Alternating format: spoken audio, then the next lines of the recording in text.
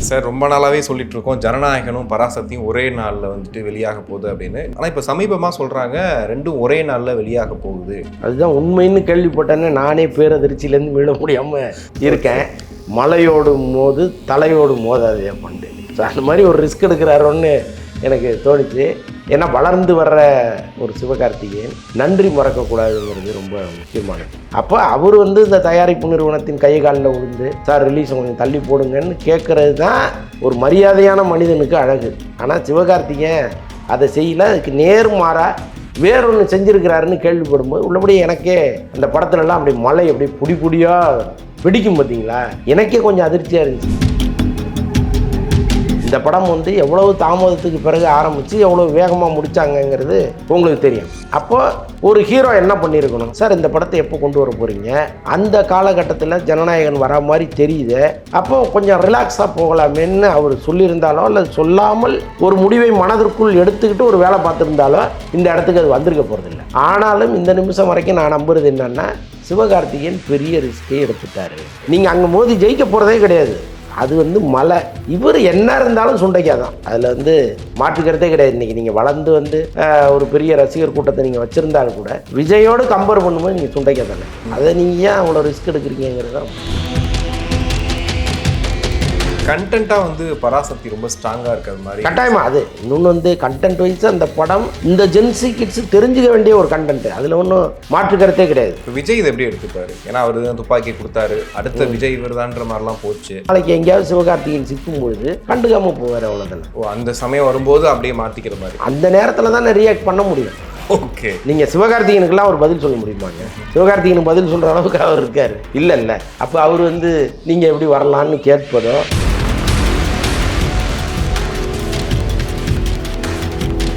உலகெங்கும் வாழும் தமிழ் நெஞ்சங்களுக்கு கிறிஸ்டியின் அன்பு வணக்கம். இன்று நம்மோடு சினிமா விமர்சகர் வலைப்பேச்சு அந்தரன் நினைஞ்சிருக்காரு. வணக்கம் சார். வணக்கம் சார். ரொம்ப நாளாகவே சொல்லிட்டு இருக்கோம் ஜனநாயகனும் பராசக்தியும் ஒரே நாளில் வெளியாக போகுது அப்படின்னு. நீங்கள் சமீபத்தில் சொன்னீங்க அப்படிலாம் வெளியாகாது, இது 9ஆம் தேதி 14ஆம் தேதி அப்படின்னு. ஆனால் இப்போ சமீபமாக சொல்கிறாங்க ரெண்டும் ஒரே நாளில் வெளியாக போகுது.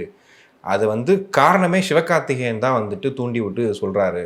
அவர் படம் வர அன்னைக்கே என் படத்தை விடுங்க அப்படின்னு சொல்லியிருக்காருன்னு சொல்கிறாங்க. உண்மையாக பொய்யாது? அதுதான் உண்மைன்னு கேள்விப்பட்டேன்னு நானே பேரதிர்ச்சியிலேருந்து மீள முடியாமல் இருக்கேன். அதான் அந்த பல பேர் இந்த அஜித் ரசிகர்கள் ஒரு ஸ்லோகன் ஒன்று சொல்லுவாங்க, மலையோடும் போது தலையோடு மோதாதே பண்டு. ஸோ அந்த மாதிரி ஒரு ரிஸ்க் எடுக்கிறாரோன்னு எனக்கு தோணுச்சு. ஏன்னா வளர்ந்து வர்ற ஒரு சிவகார்த்திகேயன் நன்றி மறக்கக்கூடாதுங்கிறது ரொம்ப முக்கியமானது. இந்த திரையுலகத்தில் அவர் யார் உதவியும் இல்லாமல் இந்த இடத்துக்கெல்லாம் வரல.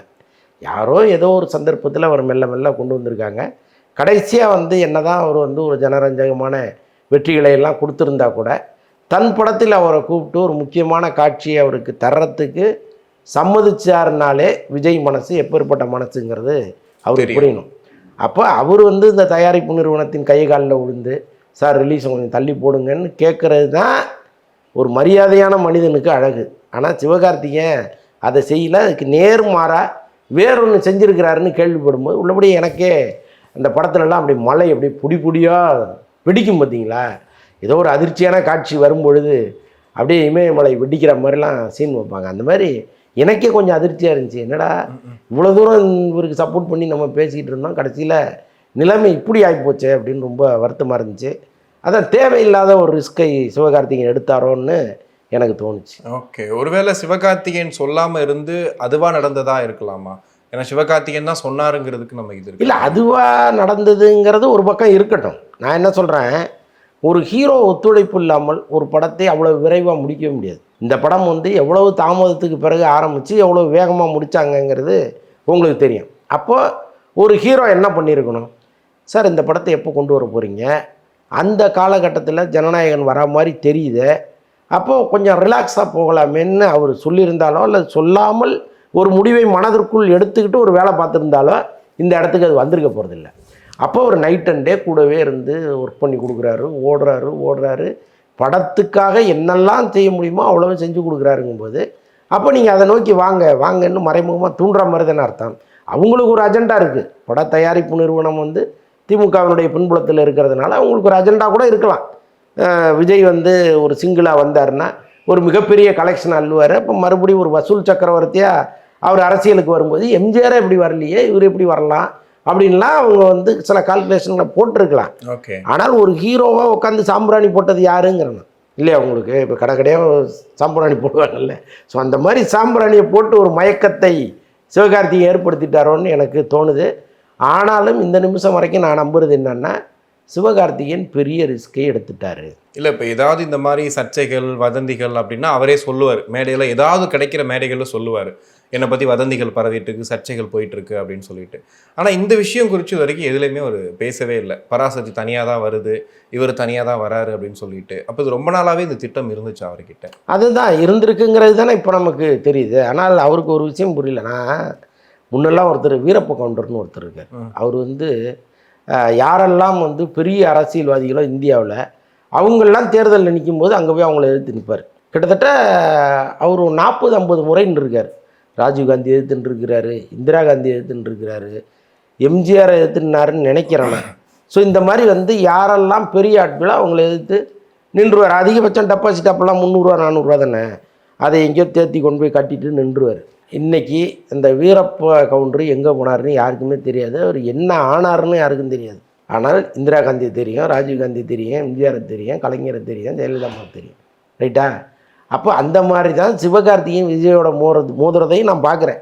ஓகே. நீங்கள் அங்கே மோதி ஜெயிக்க போகிறதே கிடையாது, அது வந்து மலை. இவர் என்ன இருந்தாலும் சுண்டைக்காதான், அதில் வந்து மாற்றுக்கிறதே கிடையாது. இன்றைக்கி நீங்கள் வளர்ந்து வந்து ஒரு பெரிய ரசிகர் கூட்டத்தை நீங்கள் வச்சுருந்தாலும் கூட விஜயோடு கம்பேர் பண்ணும்போது நீங்கள் சுண்டைக்கா தானே. அதை நீங்கள் ஏன் அவ்வளோ ரிஸ்க் எடுக்கிறீங்கிறது தான் புரியும். ஓகே. இது இப்போ சிவகார்த்திகேயன் விஜய்ன்றதை தாண்டி 2 பெரிய படங்கள், அப்போ திரைகள் வந்து ஒதுக்கணும். இப்போ ஒரு இதில் 5 ஸ்க்ரீன் இருக்குன்னா அதில் 3 ஸ்க்ரீன் 2 ஸ்க்ரீன் ஒதுக்குனாவே இங்கே வந்துட்டு பிரச்சனையாகும். அதுவும் ஜனநாயகனுக்கு அவ்வளோ பெரிய எக்ஸ்பெக்டேஷன் இருக்குது. அப்போ மொத்தமாக வந்து நமக்கு இண்டஸ்ட்ரியிலே ஒரு பெரிய லாஸ் வராதா 2 படம் ஒன்றா வரும்போது? அது தாங்க விநியோகஸ்தர்களும் திரையரங்க உரிமையாளர்களும் வேண்டான்னு சொன்னது. இப்போ அவங்க என்ன சொல்கிறாங்க, சார் அது பெரிய படம், இப்போ நாங்கள் விஜய் படம் போட்டோம்னா எங்களுக்கு வந்து மொத்த தியேட்டரும் கூட்டம் கூடும், நாங்கள் பெரிய அளவு கல்லா கட்டுவோம், அப்போ 5 நாள் அந்த கலெக்ஷனை எங்களுக்கு விட்டுருங்க, நாங்களும் இந்த படத்தை பெரிய தொகை கொடுத்து தான் வாங்குகிறோம், அப்போ எங்களுக்கு விட்டுருங்க, நீங்கள் ஒரு 5 நாள் கழித்து வாங்க, எங்களுக்கு பிரச்சனையே கிடையாது, அதுக்கப்புறம் உங்கள் படம் வந்து ஓடட்டும், அதுவும் ஓடட்டும் இதுவும் ஓடட்டும் அப்படின்னு அவங்க சொல்லி தான் இப்படி ஒரு தீர்மானத்துக்கு வந்தாங்க. இப்போ சூழ்நிலை என்னவா இருக்குது அப்படின்னா, தெலுங்கு மார்க்கெட்டில் வேறு பெரிய படங்கள் வருது போட்டிருக்கு அந்த டேட்டில். ஓகே. அப்போ பெரிய படங்கள் வருது. ஆமாம், 14ஆம் தேதி வந்து பெரிய படங்கள் வரும்பொழுது 3 பெரிய படங்கள் வரும்பொழுது இதுக்கு தியேட்டர் கிடைக்குமான்னு ஒரு சூழ்நிலை வருது. அப்போ இவங்க என்ன பண்ணுறாங்க, ஒரு 4 நாள் முன்னாடி வந்துட்டோம்னா அந்த 4 நாள் வர்ற கலெக்ஷனே போதும் அப்படின்னு நினைக்கிறாங்க போல இருக்குது. ஸோ அதனால் இப்போ சிவகார்த்திகேயன் கிட்டத்தட்ட நினச்சார்ல, ஒரு 5 நாள் கேப்புங்கிறது ஒரு பக்கம் இருந்தால் கூட விஜய் படத்தோடும் பராசக்தி மோதுதுங்கிறது தானே ஒரு முக்கியமான விஷயமா இருக்குது. சிவகார்த்திகேயன் படம் வந்து விஜய் படத்தோட மோதுப்பா அப்படிங்கிறது தானே முக்கியமான விஷயமா இருக்குது. அதைத்தான் அவர் விரும்பினார். இன்னொன்று வந்து ஒரு பெரிய வீரனோடு மோதி தோப்பதுங்கிறது, தோத்தாலும் வெற்றி தான், நான் போய் அவரோட மோதலண்டான்னு சொல்கிறது இருக்குல்ல. ஸோ அந்த மாதிரி நினச்சிட்டு வராரு போல இருக்கு. ஓகே. ஆனால் கண்டென்ட்டாக வந்து பராசக்தி ரொம்ப ஸ்ட்ராங்காக இருக்கிறது மாதிரி கட்டாயமா. அது இன்னொன்று வந்து கண்டென்ட் வைஸ் அந்த படம் இந்த ஜென்சி கிட்ஸு தெரிஞ்சுக்க வேண்டிய ஒரு கண்டென்ட்டு, அதில் ஒன்றும் மாற்று கருத்தே கிடையாது. ஒரு ஜனரஞ்சகமான படம், ஒரு அறிவுபூர்வமான படம், அப்படி தான் இந்த 2 படத்தையுமே நீங்கள் பார்க்கணும். இது மக்களுக்கு தேவையான ஒரு படம் தான். ஆனால் நான் என்ன சொல்கிறேன்னா, நீங்கள் விஜய் படம் வரும்போது வராமல் இன்னும் தள்ளி வந்துருந்தீங்கன்னா முழுமையாக போய் சேர முடியுமே. நீங்கள் என்ன நினச்சி ஒரு படத்தை கொண்டு வரீங்களோ அதை முழுமையாக மக்கள்கிட்ட கொண்டு போக முடியுமே. நம்முடைய சித்தாந்தம் என்ன, நம்முடைய திராவிட இயக்கம் எப்படியெல்லாம் மொழிப்போர் பண்ணியிருக்கு, இந்தி திணிப்புக்கு எதிராக நம்ம எப்படியெல்லாம் போராடி இருக்கோங்கிறது தான் இந்த கதை சொல்ல போகுது. அப்போது ஒரு நீண்ட வரலாறை நீங்கள் இந்த ஜென்சி கிட்ஸ் மண்டையில் புகுத்த போகிறீங்க. அப்போ நின்று நிதானமாக ஒரு வேலையை பார்க்கலாம்ல. எதுக்கு இவ்வளோ அவசரம், எதுக்கு இவ்வளோ பெரிய படத்தோட மோதி நீங்கள் கொஞ்சம் சேதாரணமாகணுங்கிறது தான் நான் கேட்க வர்ற கேள்வி. ஓகே. இப்போ விஜய் இதை எப்படி எடுத்துப்பாரு? ஏன்னா அவர் தான் துப்பாக்கி கொடுத்தாரு, அடுத்த விஜய் இவர்தான்ற மாதிரிலாம் போச்சு. ஒரு போஸ்டர் ஒன்று பார்த்தோம் நம்ம பிரிட்ஜ் கீழே, அதுலேயுமே பெரிய மேலே ஒரு போஸ்டர் கீழே ஒரு போஸ்டராக இருந்துச்சு. அதுக்குமே சிவகார்த்திகேயன் பெரிய எந்த விளக்கமும் கொடுக்கல. விஜய் இதை எப்படி எடுத்துப்பாரு? கட்டாயமாக எல்லாத்தையும் கவனிச்சுட்டே இருப்பார்ல அவர். இப்போ ரஜினிக்கு ஏன் அவர் பிறந்தநாள் வாழ்த்து சொல்லலைன்னு ஒரு பெரிய போயிட்டுருக்கு டிபேட் ஒன்று போயிட்டுருக்கு. அதுக்கு முதல் வருஷம் சொன்னவர் ஏன் இந்த வருஷம் சொல்லலை அப்படின்னா, இதே ரஜினி கரூர் சம்பவம் நடந்த பிறகு உடனடியாக ஒரு கருத்தை வெளியிடுறாரு. இங்கே அரசியல் ரீதியாகவோ அல்லது ஏதோ ஒரு மக்களை அட்டென்ஷனை கிரியேட் பண்ணுற அளவுக்கு ஏதாவது ஒரு சம்பவம் நடந்ததுன்னா ரஜினி மட்டும் இந்த காதில் வாங்கி இந்த காதில் விட்டு போயிடுவார். நமக்கு எதுக்கு வம்பு, நாம் எதுக்கு கருத்து சொல்லணும்னு. ஆனால் இதில் ஊருக்கு முன்னாடி வந்து கருத்து சொல்லும்போது விஜய் என்ன நினைக்கிறாரு, நம்ம மேலே அவ்வளவு எரிச்சலோடு இருக்கார் அவர். ஸோ அதனால தான் எல்லாருக்கும் முன்னாடியும் வந்து அவர் ஒரு கருத்து சொல்கிறாரு அப்படின்னு மனசில் வச்சுக்கிட்டு கரெக்டாக பிறந்த நாளை ஸ்கிப் பண்ணி போகிறாரு. இன்றைக்கி ஒரு பெரிய டிபேட்டாக மாறுதா? கண்டிப்பாக. இதே மாதிரி நாளைக்கு எங்கேயாவது சிவகார்த்திகேயன் சிக்கும் பொழுது கண்டுக்காமல் போவார், அவ்வளோதானே. ஓ, அந்த சமயம் வரும்போது அப்படியே மாற்றிக்கிற மாதிரி அந்த நேரத்தில் தானே ரியாக்ட் பண்ண முடியும். ஓகே. நீங்கள் சிவகார்த்திகேயனுக்கெல்லாம் ஒரு பதில் சொல்ல முடியுமாங்க? சிவகார்த்திகேயன் பதில் சொல்கிற அளவுக்கு அவர் இருக்கார் இல்லை. அப்போ அவர் வந்து நீங்கள் எப்படி வரலான்னு கேட்பதோ அல்லது அந்த படம் குறித்து பேசுவதோ கூட அவருக்கு இழுக்குதான். அதனால் அதெல்லாம் அவர் கண்டுக்க மாட்டார். ஓகே. இப்போ தமிழக வெற்றி கழகத்துக்கு நேரடி எதிரி, அதாவது எதிரின்னு அரசியல்னு சொல்லும்போது திமுக தான் அப்படின்னு. ஆனால் நாம் தமிழர் கட்சி பயங்கரமாக கொந்தளிச்சிட்டு இருக்காங்க. இப்போ வந்து நாஞ்சில் சம்பத் சேர்ந்ததுக்கு அப்புறமா அவரை பற்றி நிறைய வீடியோக்கள் அவங்க தரப்புலேருந்து வந்துக்கிட்டே இருக்குது. இவரும் பதிலுக்கு பேசிகிட்டே இருக்கார். ஒரு கட்டத்துக்கு மேலே ரொம்ப அவதூறு வார்த்தைகள், கெட்ட வார்த்தைகளை பயன்படுத்துறது, ஓப்பனாக சொல்கிறது. இப்போ நாஞ்சில் சம்பத்தை வந்து வாடா போடான்னு சொல்லி சாட்டை திருமணம்னு வீடியோ போட்டு பேசுகிறார். வாடகை வாயன்னு சொல்கிறது ஒரு பக்கம் இருந்தாலுமே 3000 ரூபா கொடுத்தா அவர் என்ன வேணாலும் பண்ணுவார் அப்படின்னு வீட்டில் இருக்கவங்களை பற்றிலாம் பேசுகிறது. எங்கே போயிட்டுருக்கு அரசியல்? அதாங்க ஆத்திரக்காரனுக்கு புத்தி மட்டும்னு சொல்லுவாங்கள்ல, அதுதான் இதில். நாம் தமிழர் மேடைங்கிறதுனாலே மேடைன்னா நாகரிகமான மேடை.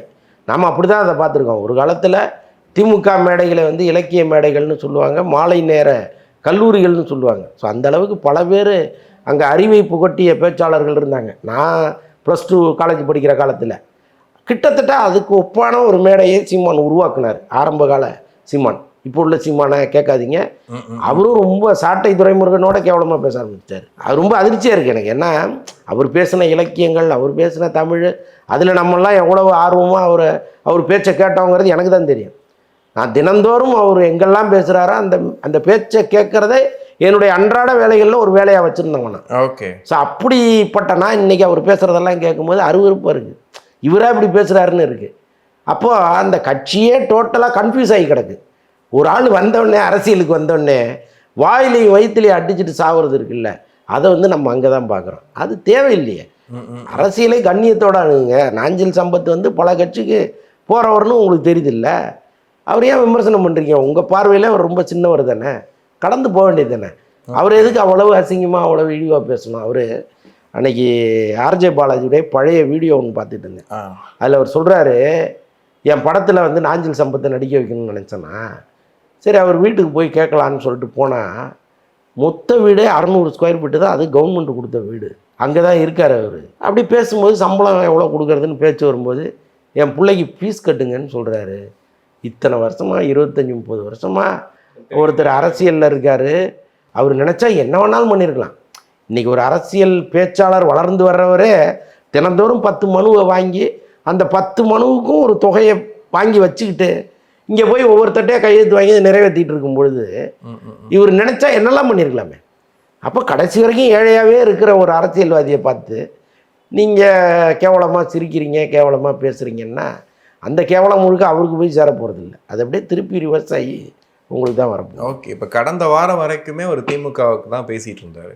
ஆனால் அப்போல்லாம் வந்து நாம் தமிழரில் தனி வீடியோ போட்டு அவர் திட்டுற அளவுக்குலாம் எதுவுமே அவங்களுக்கு கோவம் கிடையாது. ஆனால் இப்போ வெளியே வந்ததுக்கப்புறம் திமுக கூட அவங்களை திட்டுற மாதிரி தெரியல. ஆனால் நாம் தமிழர் திட்டுறாங்கன்னா இது என்ன அசைன்மெண்ட்டா இல்லை ஒர்க் எதுவும் கொடுத்துருக்காங்களா? ஒரு மேடையில் கலைஞர் பேசினார், நானும் திராவிடர் கழகம், அதாவது திமுகவும் திராவிடர் கழகமும் இரட்டை குழல் துப்பாக்கின்னு பேசினார். இன்றைக்கி திமுகவும் நாம தமிழரும் இரட்டை குழல் துப்பாக்கியாக மாறி இருக்காங்க. குண்டுகளை வந்து விஜயை நோக்கி செலுத்திட்டு இருக்காங்க. அப்படி தான் அதை எடுத்துக்கணும். ஏன்னா இப்போ ஒரு சீமான் வரும்பொழுது ஒரு திராவிட கொள்கைகளுக்கு எதிராக நான் வந்து தமிழ் தேசியத்தை கட்டமைப்பேன்னு வந்தார். திராவிடத்தினுடைய தலையாய இடம் வந்து திமுகங்கும்போது திமுகவை கடுமையாக விமர்சனம் பண்ணார். இன்றைக்கி எங்கே போச்சு அந்த கொள்கை கோட்பாடு எல்லாமே எங்கே போச்சு? ஏன் அங்கே விட்டுட்டு இங்கே சண்டை போட்டுட்ருக்கீங்க? நடுநிலையாக ஒருத்தன் பார்க்குறவன் இந்த கேள்வியை கேட்பான்ல, அது யாருக்கு பின்னடைவு? வாங்கியிருக்கிற சொற்ப வாக்குகளும் இல்லாமல் போக போகிறீங்க, அவ்வளோதான். ஓகே. இப்போ டிவிக்கோட சின்னம் என்னவாக இருக்க போகுது அப்படின்றது பெரிய பேசு பொருளாக இருக்குது. ஒரு பக்கம் விசிலுன்னாங்க, அதுக்கப்புறம் ஆட்டோன்னாங்க, அப்புறம் யானைன்னாங்க. அது தொடர்ந்து போயிட்டே இருக்குது. ஆனால் வந்து அவங்க மறைமுகமாக செங்கோட்டையன் சொல்கிறாரு, அந்த சின்னம் வெளியே வந்துச்சுன்னா அவ்வளோதான் இந்தியாவே அதிரும் அப்படிங்கிறாரு. அப்படி என்ன சார் சின்னத்தை கொடுங்க? நீங்கள் எந்த சின்னம் கொடுத்தாலும் இந்தியா அதிரும். அதெல்லாம் ஒன்றும் அவங்களுக்கு ஒன்றும் இந்த சின்னத்தை கொண்டு போய் சேர்க்குறதோ அந்த சின்னத்தை இன்னும் கொஞ்சம் பதிய வைக்கிறதோ அவங்களுக்கு ரொம்ப ரொம்ப ஈஸி. ஒரு மேடையில் விஜய் இப்படி காமிச்சிட்டாருன்னா முடிஞ்சு போச்சு. ஸோ அதனால் அவர் வந்து உங்களுக்கு நீங்கள் பேரதிர்ச்சி காலாவீங்க, ரொம்ப வந்து உங்களுக்கு அப்படியே மிரண்டு போயிடுவீங்கன்னு சொல்கிறதெல்லாம் சும்மா ஒரு ஆர்வத்தை கிரியேட் பண்ணுறதுக்காக சொல்கிறாரு. பட் அந்த நேரத்தில் தான் அவங்க ஒரு சின்னம், ஒரு 3 சின்னம் கொடுத்தா இல்லை நீங்கள் ஒன்று செலக்ட் பண்ணுங்கன்னு சொல்ல போகிறாங்க. அது இவங்க எதை செலக்ட் பண்ண போகிறாங்க, அவங்க எதை கொடுக்க போகிறாங்க, அதெல்லாம் தெரியல. அதை வெயிட் பண்ணி தான் பார்க்கணும். ஓகே. இப்போ செங்கோட்டையன் அவர்கள் வீடியோ ஒன்று பார்த்துருப்பீங்க. இப்போ ரீசெண்டாக அந்த செயற்குழு கூட்டத்தில் அவர் உட்கார ட்ரை பண்ணுறாரு. ஆதவ் உட்கார்றாரா, இவர் உட்கார்றாரான்னு பார்த்துட்டு அவர் உட்கார்றாரு. இங்கே என்னன்னா, அவர் வந்து எம்ஜிஆர் காலத்துலேயும் ஜெயலலிதா காலத்துலையும் அரசியல் பண்ண ஒருத்தர். இங்கே பாருங்க, ஆதவர்ஜனா உட்கார வரைக்கும் வெயிட் பண்ணி உட்கார்றாரு. இவருக்கு இந்த நிலைமையா அப்படின்ற பாட்டெல்லாம் போட்டு எடிட்லாம் பண்ணுறாங்க. நீங்கள் எப்படி பார்க்குறீங்க? சபை நாகரிகங்க அது.